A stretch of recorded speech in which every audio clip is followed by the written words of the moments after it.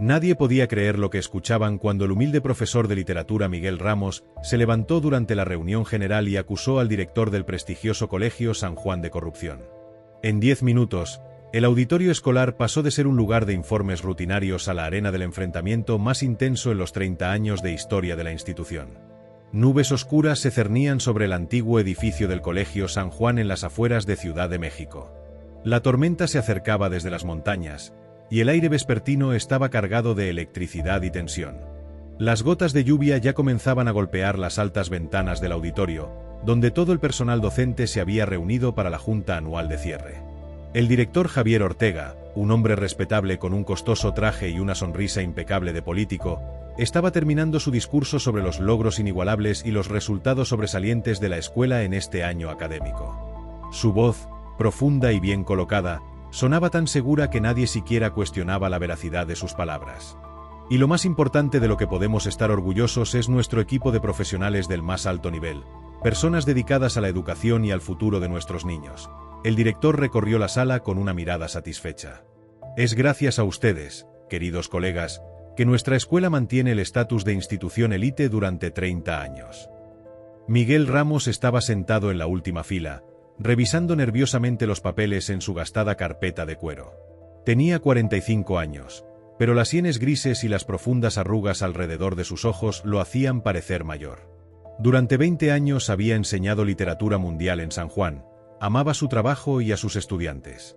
Pero hoy todos verían a un Miguel diferente, no al modesto profesor, sino a un hombre dispuesto a luchar por la verdad, incluso si el precio era demasiado alto.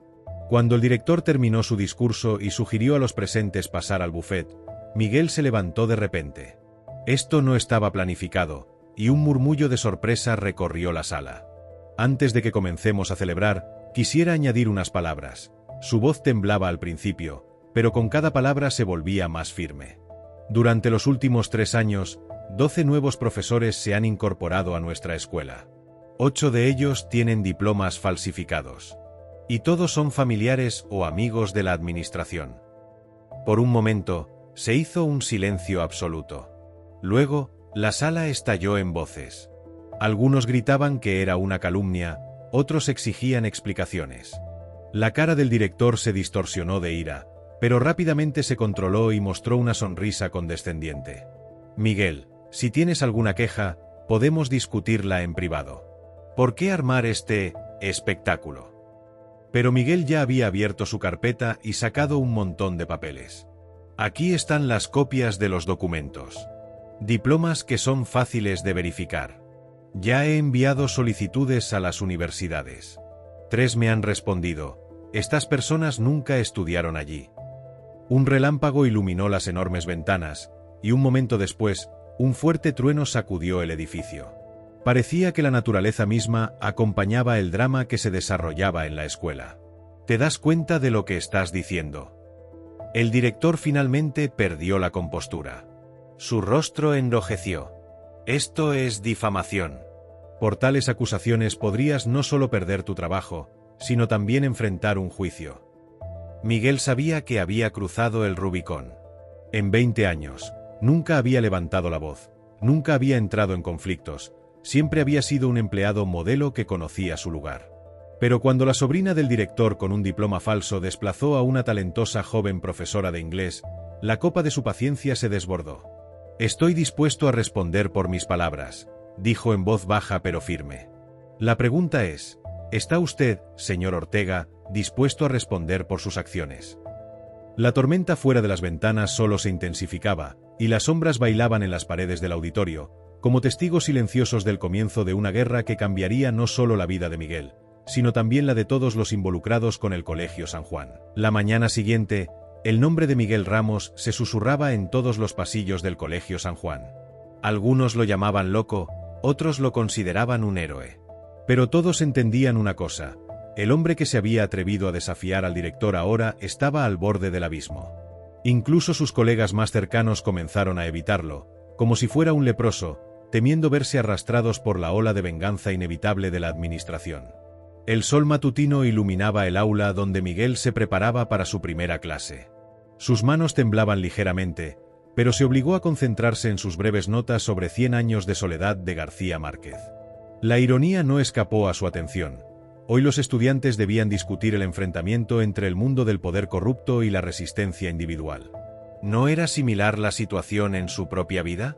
5 minutos antes de la campana, la puerta del aula se abrió bruscamente. En el umbral estaba Carmen Vega, la subdirectora académica, una mujer severa con un rostro que parecía no haber conocido nunca una sonrisa. «Miguel, el director te llama con urgencia», dijo en tono glacial. Caminando por los oscuros pasillos, Miguel sentía las miradas de sus colegas, que rápidamente apartaban los ojos en cuanto él giraba la cabeza. 20 años juntos, pero hoy se había convertido en un extraño. En la antesala del director había un inusual número de personas. El propio Javier Ortega estaba de pie junto a la ventana, de espaldas a la entrada, hablando con un hombre en un costoso traje. Cuando Miguel entró, todos se volvieron hacia él simultáneamente. «Ah, aquí está nuestro luchador por la justicia», la voz del director rezumaba sarcasmo. «Conoce a Eduardo Méndez, representante del Departamento de Educación. Ha venido a investigar tus fantasías». El hombre del traje miró a Miguel con una mirada evaluadora, como se mira a un insecto antes de aplastarlo.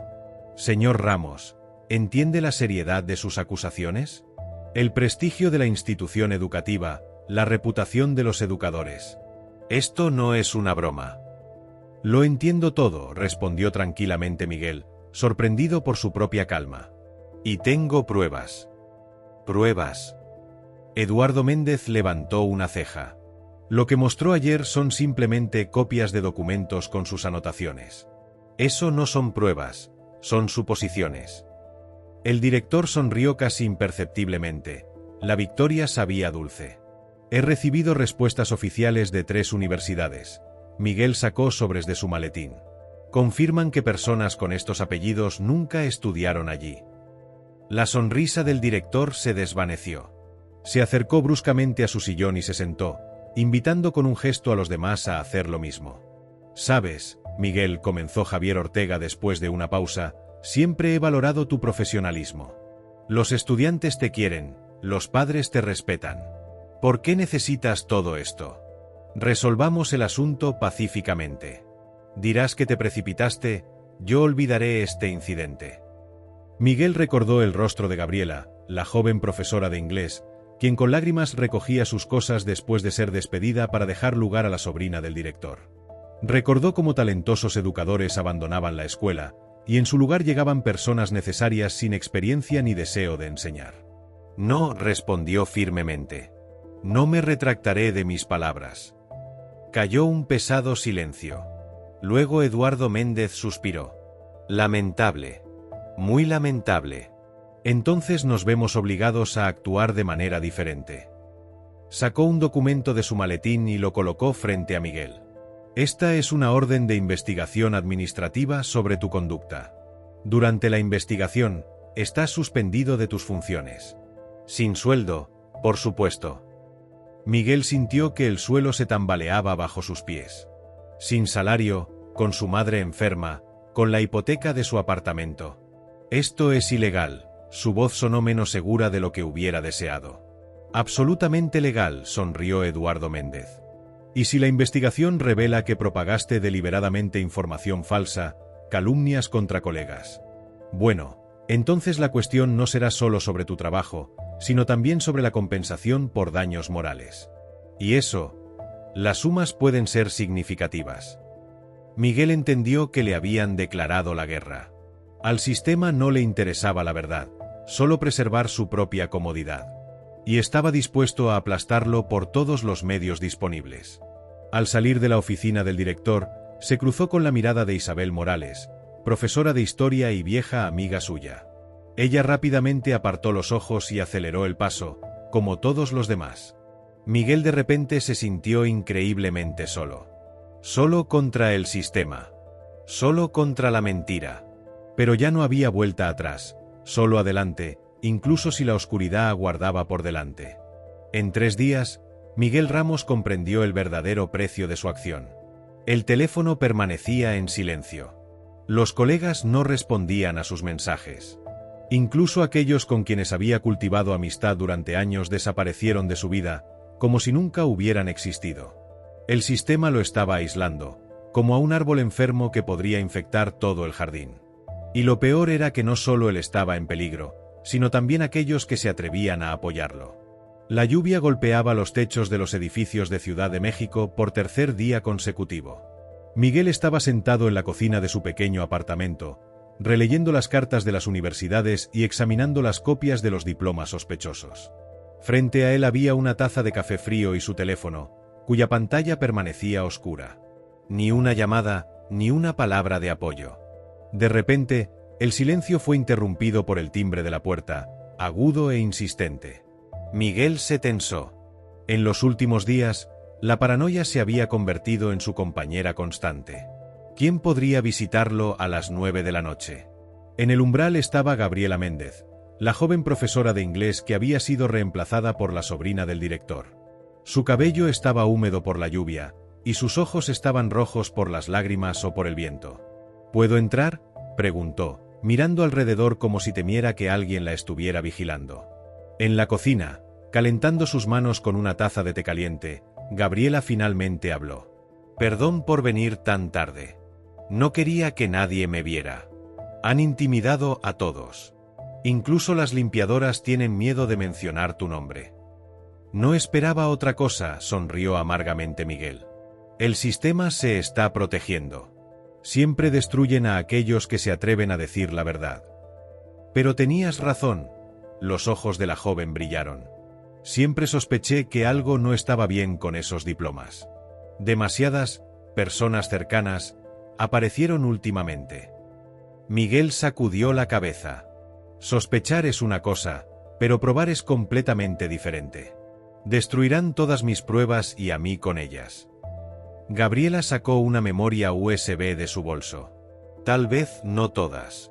Estaba en la secretaría cuando el director fue a una reunión. Dejaron abiertas las copias electrónicas de los expedientes personales. Yo copié algunos de ellos. Miguel la miró con sorpresa. ¿Entiendes que estás arriesgándote? Lo entiendo, asintió ella. Pero ya perdí mi trabajo. ¿Y esto? Señaló la memoria USB. Esto puede restaurar la justicia. No solo para mí, sino para otros. Durante las siguientes horas, analizaron los documentos.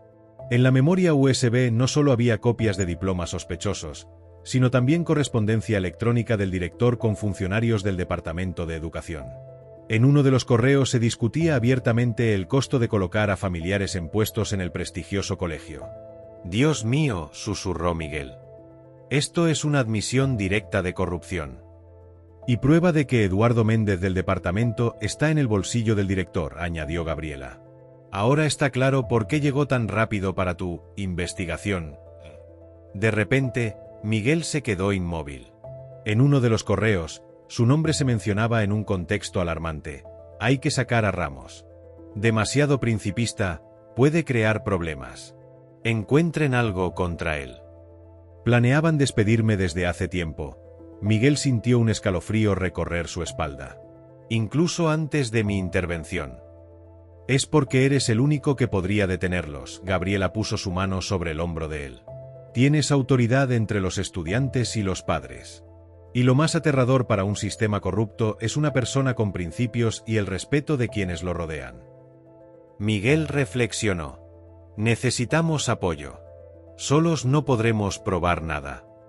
Conozco a algunos padres que te respetan mucho, dijo Gabriela. Especialmente Diego Velázquez, es abogado y su hijo está en tu clase. Y también está Isabel Morales, recordó Miguel. Aunque públicamente me dio la espalda, sé que en su corazón está por la justicia. Elaboraron una lista de aliados potenciales. No eran pocos. Maestros que callaban por miedo pero odiaban la corrupción, padres que querían una educación honesta para sus hijos, exalumnos que podían confirmar la falta de profesionalismo de los recién nombrados educadores. Ahora lo más importante, dijo Miguel. Necesitamos un periodista. Alguien que no tema publicar esta historia. Tengo un contacto, los ojos de Gabriela se iluminaron.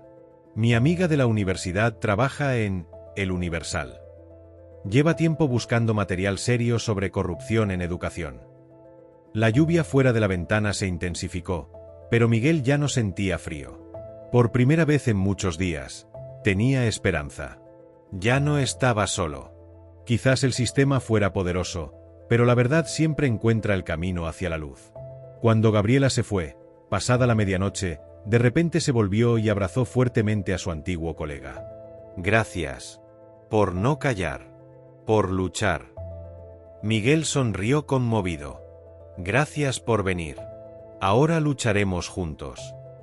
Y durante esta conversación en la cocina, no notaron el automóvil estacionado frente al edificio. Un hombre con una cámara fotografiaba a todos los que entraban y salían del apartamento del profesor caído en desgracia. La conspiración del silencio no había funcionado. Ahora el sistema pasaba a acciones más activas. ¿Quién hubiera pensado que un simple profesor de literatura podría convertirse en enemigo del Estado?, pensaba Miguel con sarcasmo, observando el artículo en la primera página del periódico local. En grandes letras destacaba el titular: Escándalo en San Juan, profesor despedido acosa a joven colega. El artículo, que lo describía mordazmente como un conservador anticuado y víctima del desgaste profesional, contenía fotografías borrosas donde se le veía abriendo la puerta a Gabriela aquella noche lluviosa. El texto insinuaba relaciones poco profesionales que, según decían, eran la verdadera razón de su conflicto con la administración. El sol matutino inundaba la pequeña cocina, pero el alma de Miguel estaba oscura. Su teléfono no paraba de sonar. Periodistas, padres de alumnos, incluso alguien del departamento de educación. Él no contestaba. Sabía que al otro lado de la línea no le esperaba apoyo, sino más suciedad y provocaciones. De repente sonó el timbre. Al abrir, Miguel vio a Diego Velázquez, padre de su alumno y conocido abogado. Su rostro era serio y concentrado. ¿Puedo pasar? Sin esperar respuesta, entró en el apartamento. En la sala, después de recuperar el aliento, Velázquez finalmente habló. He visto el periódico. Es un juego sucio. Más sucio de lo que piensas, respondió amargamente Miguel y le contó sobre la memoria USB con documentos, sobre la correspondencia del director y las fotos que ahora usaban contra él. Diego escuchó atentamente, luego sacó una tableta de su maletín. Míralos. No solo te atacan en los periódicos locales. Ya está en las redes sociales. En la pantalla, Miguel vio publicaciones con su foto y comentarios venenosos. Depredador de estudiantes, acosador, profesor tóxico. La campaña de desprestigio estaba en plena marcha. ¿Cómo pueden hacer esto? La voz de Miguel tembló por primera vez. Pasé 20 años enseñando a sus hijos, entregando mi alma a esta escuela. Diego cerró la tableta. Así funciona el sistema, Miguel. Primero te aíslan, luego te desacreditan. Cuando ya nadie cree en ti, te destruyen. Es un mecanismo bien aceitado. Miguel se acercó a la ventana. La lluvia había cesado, pero el cielo seguía cubierto de nubes grises. ¿Qué sugieres? ¿Rendirme? ¿Retractarme? Por supuesto que no, Diego sonrió por primera vez. Sugiero contraatacar. Con la verdad. Sacó un teléfono adicional de su bolsillo. Desde ahora, usarás este. Tu línea está intervenida. Y necesitamos reunir a todos los que estén dispuestos a apoyarte. Pero con discreción. Miguel miró el pequeño teléfono en su mano.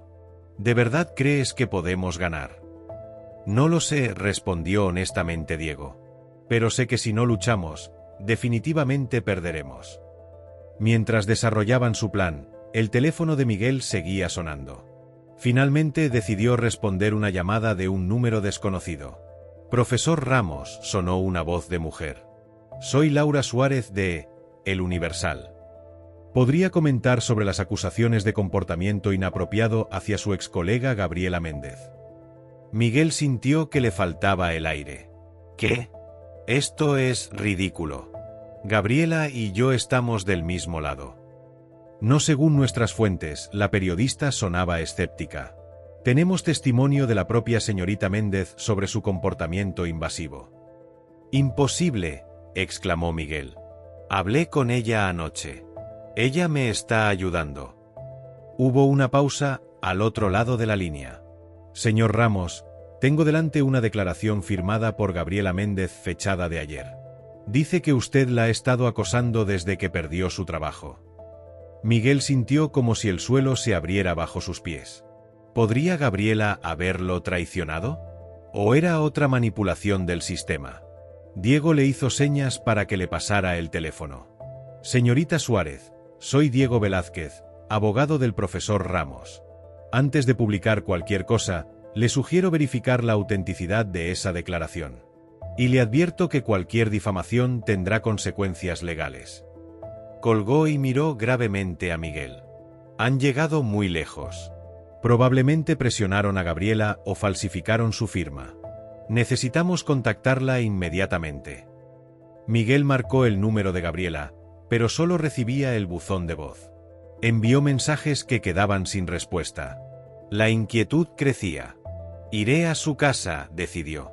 No, Diego lo detuvo. Es exactamente lo que esperan. Si apareces en su puerta ahora, solo confirmarás sus acusaciones de acoso. Déjame intentar algo. Hizo algunas llamadas, hablando en voz baja. Después de media hora, su rostro se había ensombrecido aún más. Nadie ha visto a Gabriela desde ayer. No está en casa de sus padres. Su teléfono está apagado. ¿Crees que le ha pasado algo? La preocupación de Miguel era genuina. No lo sé, respondió Diego. Pero el timín es demasiado conveniente. Justo cuando te da pruebas contra la administración, desaparece y aparecen acusaciones con su firma. El teléfono de Miguel volvió a sonar. Esta vez era un mensaje de un número desconocido. No confíes en nadie. Te vigilan. Nos vemos en el Café Azul a las 7. Necesito hablar contigo. Isabel. Miguel mostró el mensaje a Diego. Es Isabel Morales, mi colega de historia. ¿Confías en ella? Solía confiar, suspiró Miguel. Pero ya no sé en quién puedo confiar. Diego pensó un momento. Ve al encuentro. Yo estaré cerca, vigilando. Si es una trampa, intervendré. Miguel asintió. La soledad del aislamiento daba paso a algo aún más aterrador, la incertidumbre sobre quién era amigo y quién enemigo. En esta guerra, las líneas del frente cambiaban constantemente, y cada aliado potencial podía convertirse en una amenaza. Pero no había vuelta atrás. La verdad costaba cara, pero el silencio costaría su alma. El Café Azul era un pequeño local en una esquina tranquila, lo suficientemente concurrido para pasar desapercibido pero no tan ruidoso como para impedir una conversación privada. Miguel llegó 10 minutos antes de la hora acordada. Eligió una mesa al fondo, desde donde podía ver la puerta y las ventanas. Según lo planeado, Diego se había instalado en una cafetería al otro lado de la calle, atento a cualquier movimiento sospechoso. La tarde caía sobre Ciudad de México, y las primeras gotas de lluvia comenzaban a golpear el pavimento cuando Miguel vio a Isabel entrar en el café. Su antigua amiga y colega parecía haber envejecido años en solo unos días. Miraba constantemente por encima del hombro mientras avanzaba hacia su mesa.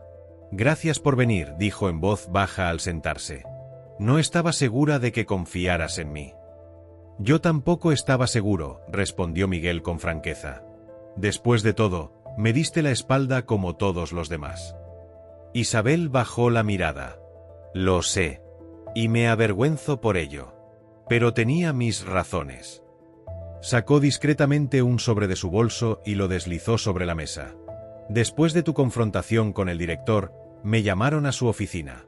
Me mostraron esto». Miguel abrió el sobre. Dentro había fotos de Isabel y una mujer joven en actitud cariñosa, claramente tomadas con teleobjetivo sin su conocimiento. «Mi sobrina», explicó Isabel con voz temblorosa. «Vive conmigo desde que sus padres la echaron por ser lesbiana.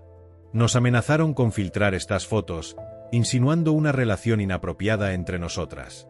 Sería mi palabra contra la de ellos. Ya sabes cómo funciona en este país». Miguel sintió una oleada de empatía y rabia al mismo tiempo. «Así que te obligaron a distanciarte de mí». «Sí», asintió ella. «Y no solo a mí. Han presionado a todos los que podrían apoyarte. A algunos con amenazas laborales, a otros con chantajes personales. El sistema te está aislando metódicamente». Miguel le contó sobre el artículo en el periódico y la supuesta declaración de Gabriela. «No me sorprende», dijo Isabel. «Pero lo de Gabriela me preocupa. No responde a mis mensajes desde ayer. A mí tampoco. Diego está tratando de localizarla. Isabel se inclinó más cerca. Necesitas saber algo más. El director ha convocado una reunión extraordinaria del consejo escolar para mañana. Van a presentar pruebas de tu comportamiento inapropiado y votar tu expulsión definitiva. Sin indemnización, sin referencias. Estarás en una lista negra educativa. ¿Qué pruebas pueden tener? Todo es mentira. Eso no importa. Tienen testigos dispuestos a mentir, tienen fotos manipuladas, tienen todo un sistema respaldándolos. ¿Y tú, qué tienes? Miguel pensó en la memoria USB con los documentos que le había entregado Gabriela. Tengo la verdad. La verdad no es suficiente, Miguel. Isabel sonaba derrotada. Necesitas poder. Aliados. Una plataforma. ¿Qué sugieres? Isabel bebió un sorbo de su café, visiblemente nerviosa. Conozco a alguien de un medio alternativo en línea. No son grandes, pero tienen influencia en redes sociales. Si les das una entrevista exclusiva con todas las pruebas, podrían publicarlo antes de la reunión del consejo. Podemos confiar en ellos. Son independientes. No tienen conexiones con el sistema educativo ni con políticos. Es arriesgado, pero es nuestra mejor oportunidad. Miguel consideró la propuesta. Era peligroso exponer todo antes de estar completamente preparado, pero el tiempo se agotaba. De acuerdo, decidió finalmente. Pero primero necesito encontrar a Gabriela. Sin ella y su testimonio, podrían descartar los documentos como falsificaciones. En ese momento, el teléfono de Miguel vibró con un mensaje de Diego. 3 hombres acaban de entrar en el café. No parecen clientes regulares. Sal por la puerta trasera. Ahora. Miguel mostró el mensaje a Isabel. Ambos miraron disimuladamente hacia la entrada. Efectivamente, 3 hombres con trajes oscuros escudriñaban el local buscando a alguien. La cocina, susurró Isabel. Conozco al dueño. Se levantaron tratando de no llamar la atención y se dirigieron hacia la parte trasera del café. Uno de los hombres los vio y alertó a los otros. ¡Rápido!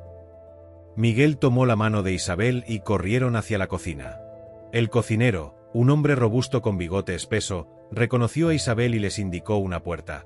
«Por aquí». Salieron a un callejón justo cuando se escuchaban voces airadas dentro del local. La lluvia caía con fuerza ahora, empapándolos en segundos. Corrieron por el callejón hasta la calle paralela, donde Diego los esperaba en su auto. «Entren», gritó a través de la ventanilla. Mientras se alejaban del lugar, Miguel miró a Isabel, que temblaba tanto por el miedo como por la lluvia. «Te han visto conmigo. Ahora estás en peligro». «Ya lo estaba», respondió ella con una sonrisa triste. «Al menos ahora estoy del lado correcto». Diego condujo en silencio por varios minutos, comprobando que nadie lo seguía, antes de hablar. «Tengo noticias sobre Gabriela. Recibí un mensaje anónimo con una dirección. Dicen que está allí, retenida contra su voluntad». «¿Podría ser una trampa?», preguntó Miguel. «Definitivamente», asintió Diego. «Pero también podría ser nuestra única pista». Miguel observó la ciudad lluviosa a través de la ventanilla del coche. El sistema quería silenciarlo, destruirlo. Y ahora había arrastrado a sus amigos al peligro. Pero ya no había vuelta atrás. La batalla por la verdad había comenzado realmente, y el precio parecía subir con cada minuto que pasaba. «Vamos a esa dirección», dijo finalmente. «Pero con precaución. No podemos abandonar a Gabriela». El coche giró bruscamente en una esquina, internándose en los barrios más oscuros de la ciudad. La lluvia seguía cayendo, como lágrimas del cielo por una verdad que costaba tanto revelar. La dirección que recibió Diego los llevó a un viejo edificio industrial en las afueras de la ciudad.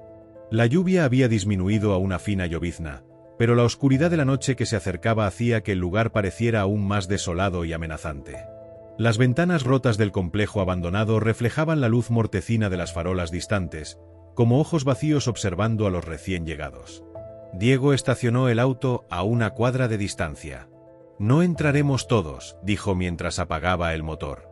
Es demasiado arriesgado. Yo iré a verificar primero. No, respondió Miguel con firmeza. Si Gabriela está ahí, es por mi culpa. Debo ser yo quien vaya. Isabel, que había permanecido en silencio durante el trayecto, habló con voz tensa. Estamos juntos en esto. Pero necesitamos un plan. Diego sacó su teléfono y mostró el plano del edificio que había conseguido en línea. Era una fábrica textil. Tiene 4 entradas principales y varias salidas de emergencia. Si realmente tienen a Gabriela, no estará cerca de las entradas principales. Decidieron que Miguel e Isabel entrarían por una puerta lateral menos visible, mientras Diego vigilaría desde fuera, listo para llamar a la policía si algo salía mal. Antes de separarse, Diego entregó a Miguel un pequeño dispositivo. Es una grabadora. Pase lo que pase, manténla encendida. Si encontramos a Gabriela, necesitaremos pruebas de su situación. El interior del edificio era un laberinto de pasillos oscuros y amplios espacios vacíos donde alguna vez hubo maquinaria. El aire olía a humedad y abandono. Miguel e Isabel avanzaban lentamente, guiados por la débil luz de sus teléfonos, atentos a cualquier sonido que no fuera el eco de sus propios pasos. ¿Por qué harían algo así?, susurró Isabel. Secuestrar a alguien es un delito grave. Un escándalo escolar no justifica tanto riesgo. Ya no se trata solo de diplomas falsos, respondió Miguel. Los documentos que Gabriela copió muestran conexiones con funcionarios de alto nivel. Hay millones en juego, contratos educativos, desvío de fondos públicos. Es un sistema entero de corrupción. Un ruido metálico los sobresaltó. Se detuvieron, conteniendo la respiración. Después de unos segundos de silencio, continuaron avanzando hasta llegar a una zona donde varios pasillos convergían. Deberíamos separarnos, sugirió Isabel. No, es mejor permanecer juntos. Pero mientras discutían, una luz apareció al final de uno de los corredores. No era la luz temblorosa de una linterna, sino el resplandor estable de una habitación iluminada. Se acercaron con cautela hasta una puerta entreabierta. A través de la rendija, Miguel pudo ver una escena que le heló la sangre. Gabriela estaba sentada en una silla, con las manos atadas a la espalda. Frente a ella, Eduardo Méndez, el representante del Departamento de Educación, hablaba por teléfono mientras caminaba nerviosamente. Ya firmó la declaración. Sí, todo está listo para mañana. No, no hay problema, está cooperando. Miguel sintió que la ira lo consumía. Quiso irrumpir en la habitación, pero Isabel lo sujetó firmemente del brazo y señaló hacia el otro lado de la sala. Un hombre corpulento permanecía de pie junto a otra puerta, aparentemente armado. Se retiraron silenciosamente para elaborar un plan. Miguel envió un mensaje a Diego explicando la situación. La respuesta llegó de inmediato: no hagan nada. Voy a buscar ayuda. Pero mientras esperaban, Miguel escuchó algo que le heló la sangre. La voz de Méndez había subido de tono. El problema es que ya no la necesitamos. El Consejo tiene suficientes pruebas contra Ramos. Sí, me encargaré de eso. Nadie la encontrará. Las implicaciones eran claras. Planeaban deshacerse de Gabriela una vez que hubiera cumplido su propósito. Miguel no podía esperar más. Le pidió a Isabel que se quedara atrás y se comunicara con Diego, mientras él intentaba crear una distracción. Tomó una pieza metálica del suelo y la arrojó con fuerza hacia el extremo opuesto del pasillo. El estruendo resonó por todo el edificio. Como esperaba, el guardia salió a investigar. Miguel aprovechó ese momento para deslizarse hacia la puerta. Dentro, Eduardo Méndez se había puesto alerta.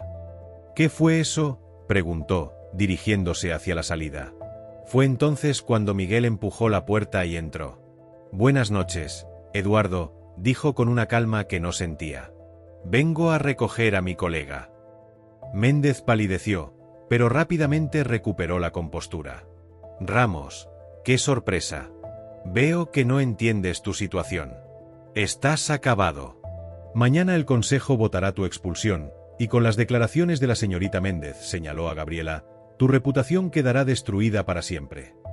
¿Las declaraciones que le obligaste a firmar mientras la mantenía secuestrada? Miguel activó la grabadora en su bolsillo. ¿O las amenazas que acabas de hacer por teléfono? El rostro de Méndez se transformó por la ira. No sabes con quién te estás metiendo. Esto va mucho más allá de una escuela. Hay personas poderosas que no permitirán que un simple maestro arruine sus negocios. Ya no soy un simple maestro, respondió Miguel. Soy la voz de todos los que ustedes han pisoteado. Y mañana, todo México conocerá la verdad. Méndez soltó una carcajada amarga. ¿La verdad? ¿Qué importa la verdad cuando tienes el poder? Nadie creerá a un profesor desacreditado contra todo un sistema. Estás solo, Ramos. Miguel sintió que sus palabras lo golpeaban como puñales. En el fondo, ese era su mayor temor, que la verdad no fuera suficiente, que el sistema fuera demasiado poderoso, que su lucha fuera en vano. En ese momento de duda, Gabriela, que había permanecido en silencio, habló con voz débil pero firme. No está solo. Yo testificaré. E Isabel también. Y los padres que saben la verdad. Y los estudiantes que han sufrido por profesores incompetentes con diplomas falsos. Las palabras de Gabriela reencendieron algo en Miguel. El guardia regresaba, alertado por las voces. Isabel apareció en la puerta con Diego. La policía viene en camino, anunció Diego. Méndez miró a su alrededor, atrapado. La expresión de suficiencia desapareció de su rostro cuando comprendió que la grabadora había capturado toda su conversación. Esto no termina aquí, amenazó. El sistema es más grande que todos ustedes. Tal vez, respondió Miguel. Pero hoy el sistema ha encontrado algo que no puede silenciar tan fácilmente, la verdad respaldada por el coraje. Mientras las sirenas se acercaban, Miguel desató a Gabriela. La batalla estaba lejos de terminar, pero en su hora más oscura, había redescubierto la fuerza que viene de no estar solo, de luchar por algo más grande que uno mismo. Y esa fuerza, pensó, podría ser suficiente para enfrentar lo que vendría mañana. La mañana del consejo escolar amaneció con un cielo sorprendentemente despejado, como si la naturaleza quisiera iluminar los eventos que estaban por desarrollarse. La noticia del rescate de Gabriela y el arresto de Eduardo Méndez había corrido como pólvora por las redes sociales durante la noche, a pesar de los intentos del sistema por contenerla. El Colegio San Juan se encontraba rodeado de periodistas, padres de familia y curiosos cuando Miguel llegó, acompañado por Diego, su abogado, Gabriela e Isabel.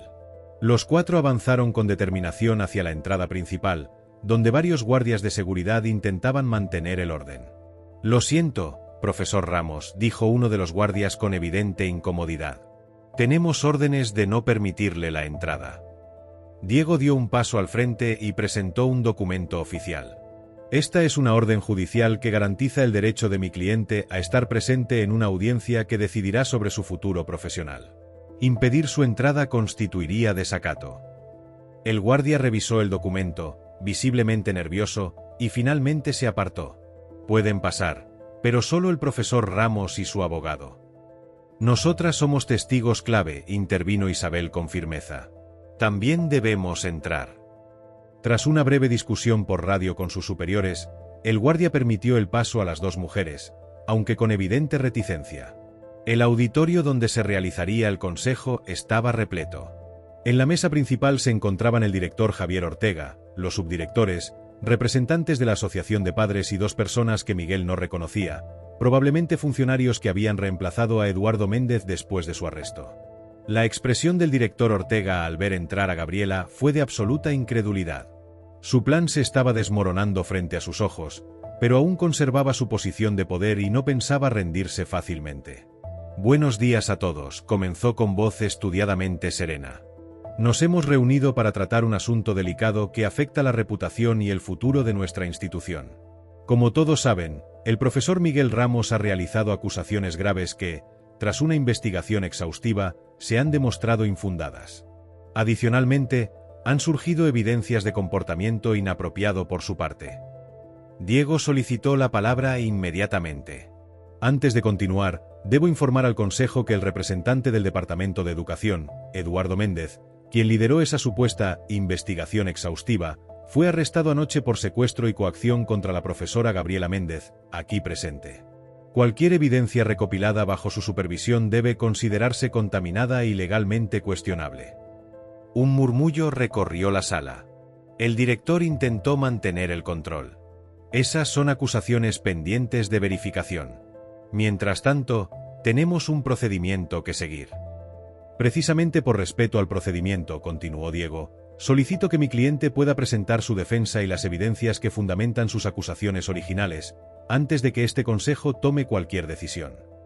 Tras una breve deliberación, se concedió a Miguel el derecho a hablar.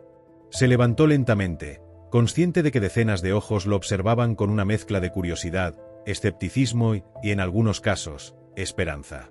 Durante 20 años, comenzó, he dedicado mi vida a esta institución, a enseñar a sus estudiantes el valor de la verdad, el pensamiento crítico y la integridad. Valores que, lamentablemente, la administración actual ha olvidado.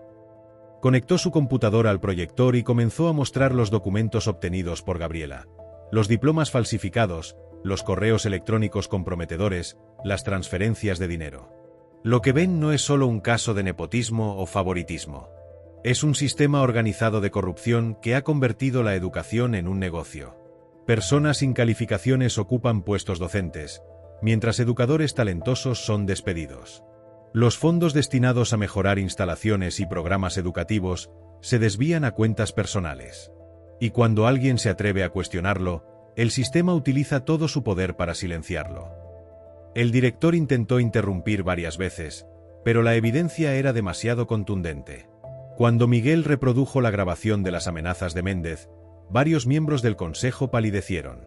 No estoy aquí para buscar venganza, continuó Miguel. Estoy aquí por los estudiantes que merecen una educación de calidad, por los profesores honestos que han sido marginados, y por todos aquellos que creen que la verdad debe prevalecer sobre el poder y el dinero. Gabriela se levantó entonces y narró su experiencia. Cómo había sido despedida para dar lugar a la sobrina del director sin calificaciones, cómo había descubierto los documentos comprometedores y cómo la habían secuestrado para obligarla a firmar falsas acusaciones contra Miguel. Isabel también habló, revelando cómo la administración había chantajeado a varios profesores para que guardaran silencio o testificaran en contra de Miguel. A medida que los testimonios se sucedían, la atmósfera en la sala cambiaba. Algunos padres comenzaron a hacer preguntas incisivas. Varios profesores, inspirados por el coraje de sus colegas, empezaron a compartir sus propias experiencias de intimidación y manipulación. El director Ortega, viendo que perdía el control de la situación, intentó su última carta. Todo esto son conjeturas y acusaciones sin fundamento legal. El Consejo no puede tomar decisiones basadas en rumores y documentos de dudosa procedencia. Fue entonces cuando la puerta del auditorio se abrió de golpe. Un hombre de traje entró seguido por 2 oficiales de policía. Mi nombre es Carlos Vega, fiscal anticorrupción. En virtud de las evidencias presentadas anoche por el profesor Ramos y sus colegas, tengo una orden de investigación sobre las operaciones financieras y administrativas del Colegio San Juan. El rostro del director se descompuso completamente. Esto es un atropello, una violación a la autonomía educativa. Esto es la ley actuando, señor Ortega, respondió el fiscal con frialdad. Miguel observaba la escena con una mezcla de alivio y tristeza. No había querido llegar a este punto, pero el sistema no le había dejado otra opción. Mientras los oficiales comenzaban a recopilar documentos y computadoras, se acercó a un grupo de estudiantes que habían logrado entrar al auditorio y observaban todo con ojos asombrados. A veces, les dijo en voz baja, la lección más importante no está en los libros, sino en cómo decidimos actuar frente a la injusticia. Una joven estudiante lo miró con admiración. Profesor Ramos, ¿valió la pena? Todo lo que sacrificó. Miguel reflexionó un momento. Su reputación había sido atacada, había pasado días de angustia, había puesto en riesgo su carrera e incluso su seguridad personal. Pero ahora, viendo cómo la verdad salía a la luz, como el sistema que parecía invencible comenzaba a resquebrajarse, su respuesta fue clara. La verdad siempre vale la pena. Aunque sea la voz más pequeña contra el sistema más grande, si es la voz de la verdad, tarde o temprano será escuchada. Afuera, el sol brillaba con intensidad, como celebrando que la luz había comenzado a penetrar en los rincones oscuros donde la corrupción había florecido durante tanto tiempo. Los días siguientes al dramático consejo escolar transformaron por completo la tranquila rutina del Colegio San Juan. El edificio que durante 30 años había sido un símbolo de prestigio educativo ahora estaba sitiado por la prensa, investigadores forenses y funcionarios anticorrupción que examinaban meticulosamente cada documento, cada contrato, cada peso del presupuesto escolar. El director Javier Ortega había sido suspendido temporalmente de sus funciones mientras avanzaba la investigación. Su despacho, antes territorio inviolable de su autoridad, ahora era un centro de operaciones para los auditores que destapaban, capa tras capa, un entramado de corrupción mucho más extenso de lo que Miguel había imaginado inicialmente. La mañana era fresca cuando Miguel regresó por primera vez a la escuela desde aquel día. Había sido formalmente reinstaurado en su puesto, con una disculpa oficial del Consejo de Educación y el pago retroactivo de su salario durante el periodo de suspensión. Pero no regresaba como un simple profesor. Los acontecimientos lo habían convertido en un símbolo, una figura que inspiraba respeto y, en algunos casos, temor. Al entrar en el edificio, notó cómo los pasillos se silenciaban momentáneamente a su paso. Algunos colegas bajaban la mirada, avergonzados por haberlo abandonado en su momento más difícil. Otros se acercaban tímidamente para expresar su apoyo tardío o justificar su silencio. Miguel los recibía a todos con la misma amabilidad serena, sin resentimiento pero también sin olvidar. En la sala de profesores, Isabel organizaba una pequeña reunión con los docentes que habían decidido apoyar el proceso de renovación. Entre ellos estaba Gabriela, quien había sido recontratada inmediatamente después de que se revelara la verdad sobre su despido injustificado. Buenos días a todos, comenzó Isabel. Como saben, estamos en un periodo de transición. El Consejo Superior ha nombrado a la doctora Laura Vidal como directora interina mientras se completa la investigación y se realiza un proceso de selección transparente para el nuevo equipo directivo. Miguel escuchaba desde un rincón, prefiriendo que otros tomaran el liderazgo en esta nueva etapa. Su batalla había sido por la verdad, no por el poder. La doctora Vidal quiere reunirse individualmente con cada profesor, continuó Isabel. Quiere conocer sus experiencias, sugerencias y cualquier información que pueda ayudar a reconstruir la integridad de la institución.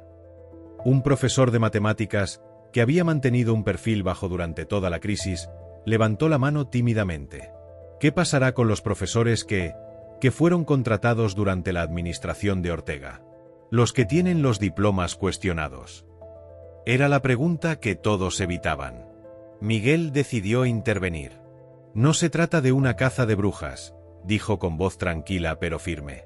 Cada caso será evaluado individualmente. Aquellos que demostraron competencia y compromiso con la educación tendrán la oportunidad de regularizar su situación. Lo importante es la calidad educativa, no la venganza.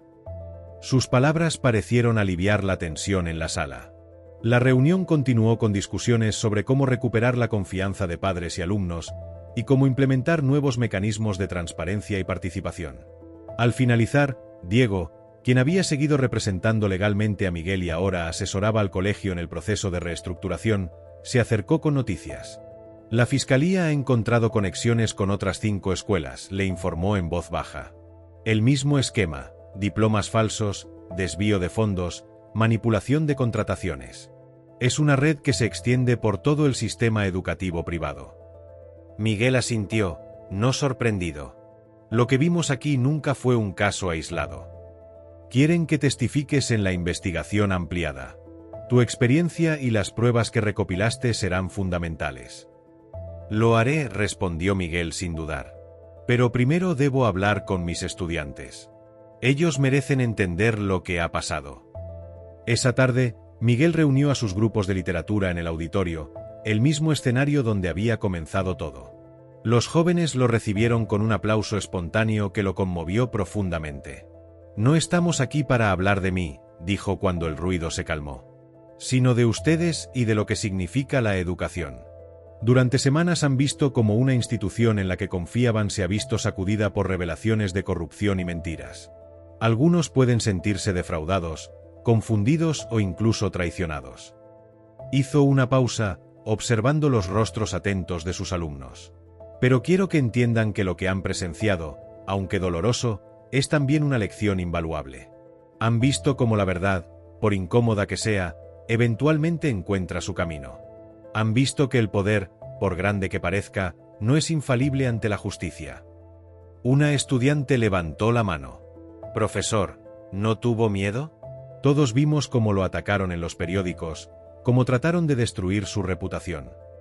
Miguel sonrió levemente. Por supuesto que tuve miedo. El miedo es natural cuando enfrentamos algo más grande que nosotros. Pero el coraje no es la ausencia de miedo, sino la decisión de que algo es más importante que ese miedo. En mi caso, fue la educación de ustedes, el futuro que merecen. Otro estudiante intervino. Mi padre dice que fue imprudente, que debió seguir el juego y no arriesgarse tanto. Tu padre tiene un punto válido, respondió Miguel con honestidad.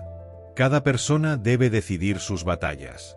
Yo elegí la mía porque no podía enseñarle sobre integridad en mis clases mientras observaba en silencio cómo se corrompía la institución donde estudiaban. La conversación continuó, profunda y sincera. Los estudiantes compartieron sus propias reflexiones sobre lo ocurrido, sus preguntas sobre el futuro, sus esperanzas para una escuela renovada. Miguel los escuchaba con atención, maravillado por la madurez y perspicacia de aquellos jóvenes que, en muchos sentidos, habían sido la verdadera razón de su lucha. Al salir del auditorio, se encontró con la doctora Laura Vidal, la directora interina, una mujer de mediana edad con ojos inteligentes y una actitud pragmática que inspiraba confianza. Impresionante conversación, profesor Ramos, comentó. No muchos educadores pueden conectar así con sus estudiantes después de una crisis de esta magnitud. Los subestimamos constantemente, respondió Miguel. Ellos entienden más de lo que creemos sobre justicia y verdad.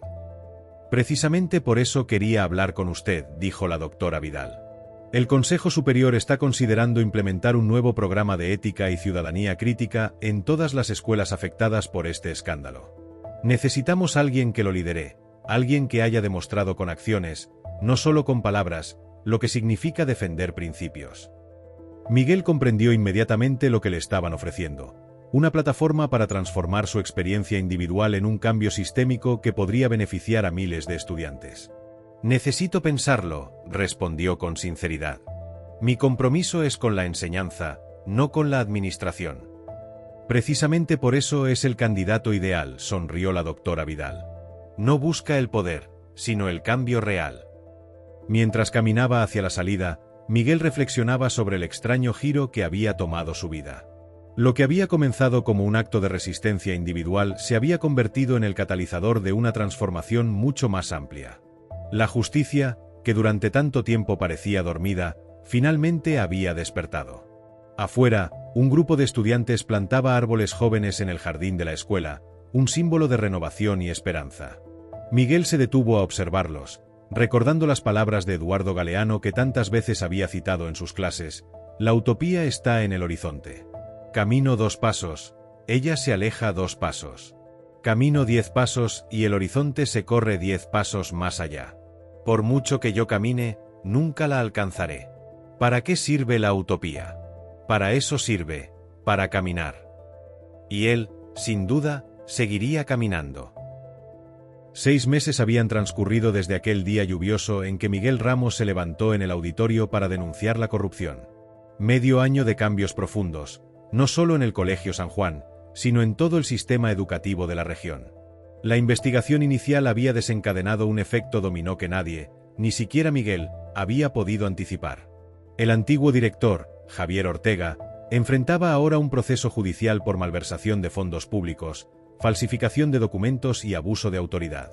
Varios funcionarios del Departamento de Educación, incluido Eduardo Méndez, habían sido implicados en la red de corrupción que se extendía a decenas de instituciones educativas.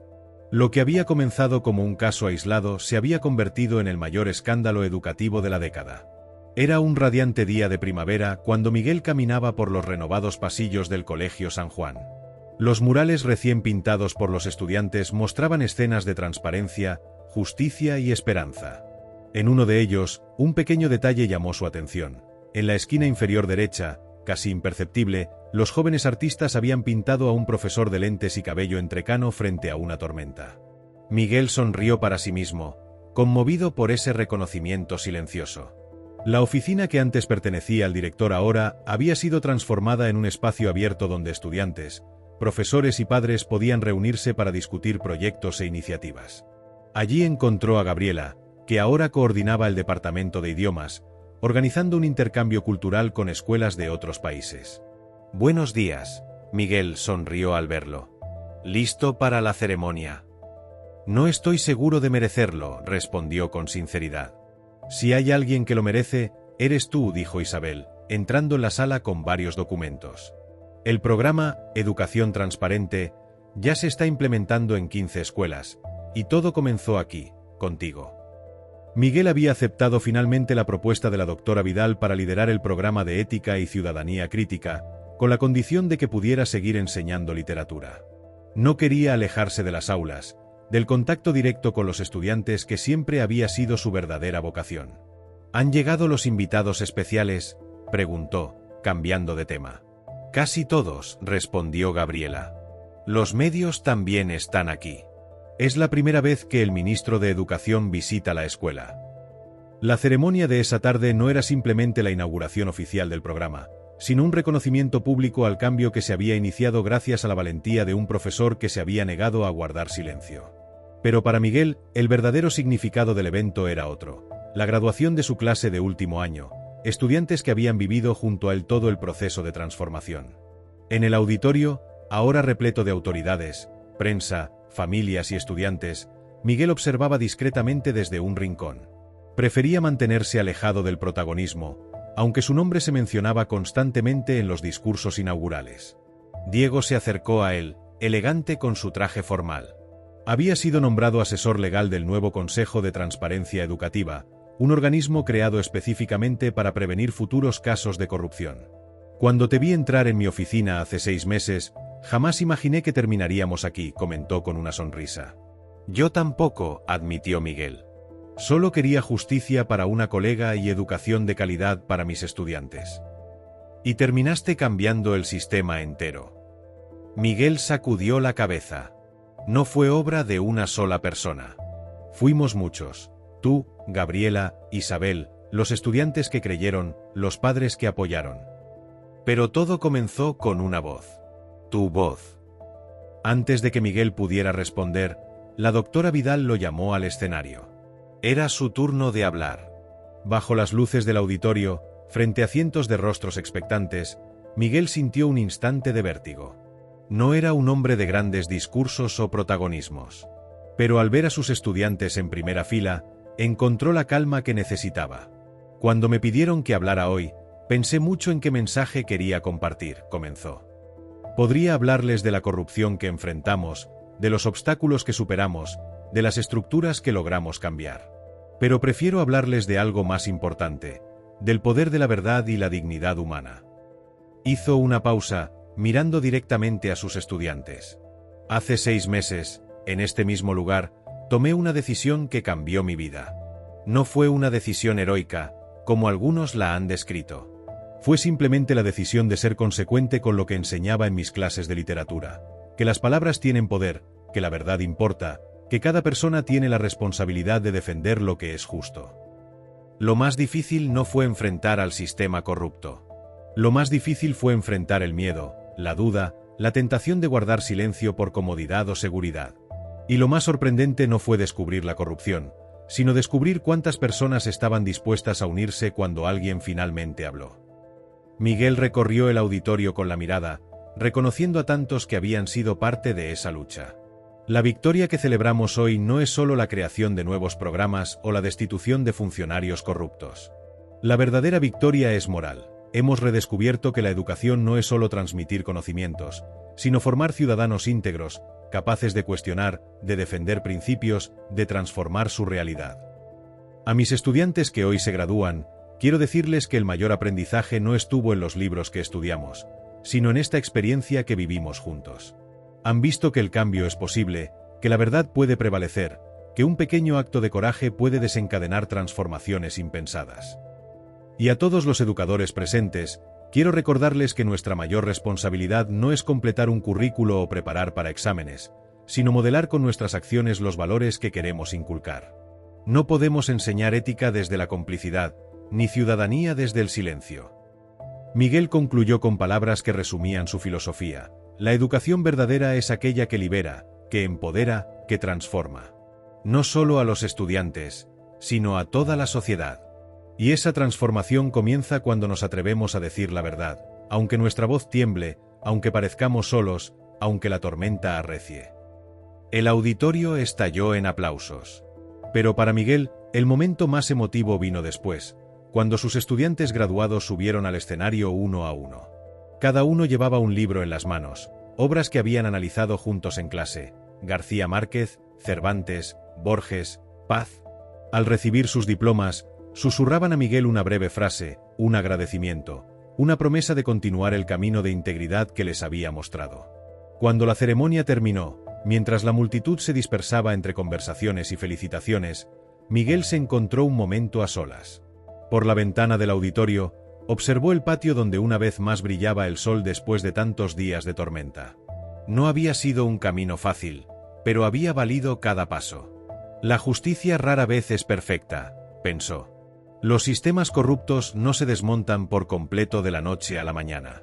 La transformación es gradual, a veces dolorosa, siempre incompleta. Pero ese día, mientras veía a sus estudiantes graduados partir hacia el mundo con una nueva conciencia, con una nueva valentía, Miguel Ramos supo que había ganado la batalla más importante. La batalla moral, la que se libra en el corazón y la conciencia de cada persona que elige la verdad sobre la comodidad, la integridad sobre el beneficio personal. Y esa victoria, aunque silenciosa, resonaría por generaciones.